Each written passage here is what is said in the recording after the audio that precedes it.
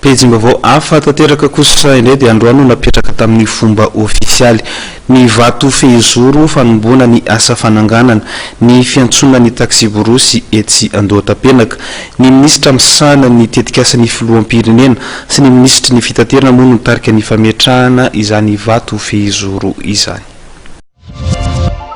Napetraka tamin'ny fomba ofisialy androany ny vato fehizoro fanomboana ny asa fananganana ny fiantsonana ny fiara etsy Andohatapenaka. Tafiditra ao anatin'ny tetikasan'ny filoham-pirenena izy ity ka iaraha miasa amin'ny sehatra tsy miankina.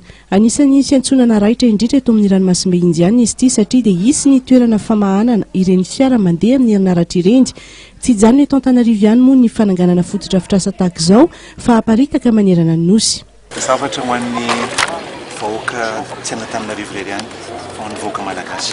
Araka ny teniko teo hoe aleontsika kosa oka izay kosa dia andeha ho any amin'ny RNA isika hoe andeha aiza ny fanakalozan'ny vahoaka eto amin'ny toerana garoty rehetra to dia feno fotaka dia matahotra ny voalatra dia ho any Toamasina dia ary Ambodivoana dia matahotra ihany koa satria anaty fotaka anaty rano dia nanao asoantsika.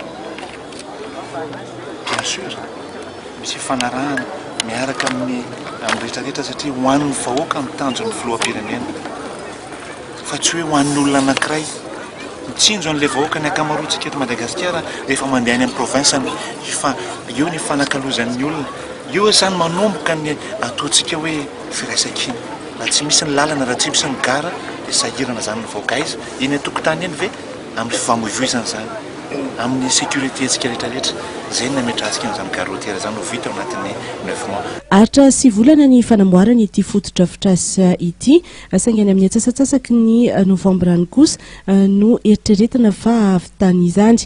Ireo fiara mampitoy Antananarivo sy ny lalam-pirenena voalohany fa 4 ary fa 9 no afindra eny an-toerana.